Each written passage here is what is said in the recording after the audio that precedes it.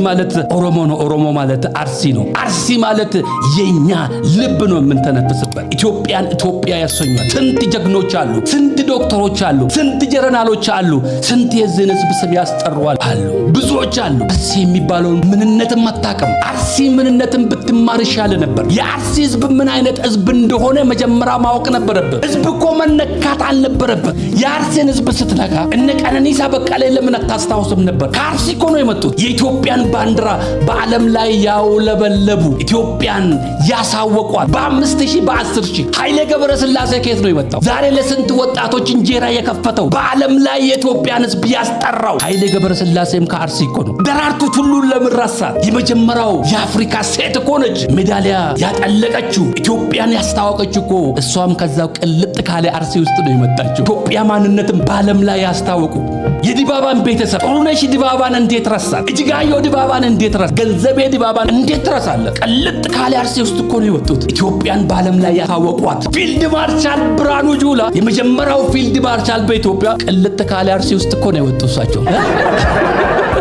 እንዴት ረሳ? ጀዋር መሐመድ ወጣቱ ወያኔ ቂጥን ስገርፍ የነበረበት የኦሮሚያ ሚዲያን ከጓደኞቹ ጋር ከፍቶ ያንን ያንተን ቂጥ ስመታ የነበረውን የገለበጠው እኮ ጀዋር ከዛ ቅልጥ ካለ አርሲ ውስጥ እኮ ነው የመጣው። እነ ሲፈን ሐሰን ዛሬ በዓለም ላይ የታወቁት ከዛ ቅልጥ ካለ አርሲ ውስጥ እኮ ነው የወጡት። የኦሮሞ ህዝብ ጀግኖች የሆኑት እነ ዋቆ ጉቱ እነ ኡሴን ቡኔ ከየት ነው የመጡት? ቅልጥ ካለ አርሲ ውስጥ እኮ ነው የመጡት። የመጀመሪያው ጀነራል መንግስትን ከርቶ ወደ ኦነግ ሰራዊት የተቀላቀለ ጀነራል ከማል ገቹም እኮ ከዛ ነው የወጡት። ቅልጥ ካለ አርሲ ውስጥ እኮ ነው። አሜሪካን ሀገር ውስጥ ተምሮ ፒኤችዲውን ጨርሶ ወደ ኢትዮጵያ ገብቶ አርሲ ነገሌ ሆስፒታል ከትላንትና ወዳ ነው ስንት ዶክተሮችን የመረቀ ለስንት ዳዝብ አባት የሆነው ዶክተር ጉደታ ቅልጥ ካለ አርሲ ውስጥ እኮ ነው የወጡት። ለምን ረሳቸው? አሉ እኮ ብዙ ስማቸውን መጥራት እንችላለን። እነ ጀነራል አብዱረማን እነ ፋጡማ ሮባ አሉ፣ ብዙ አሉ የአርሲ ጀግኖች። አርሲ ማለት ኦሮሞ ነው። ኦሮሞ ማለት አርሲ ነው። አርሲ ማለት የኛ ልብ ነው የምንተነፍስበት። ኢትዮጵያን ኢትዮጵያ ያሰኛል። ስንት ጀግኖች አሉ፣ ስንት ዶክተሮች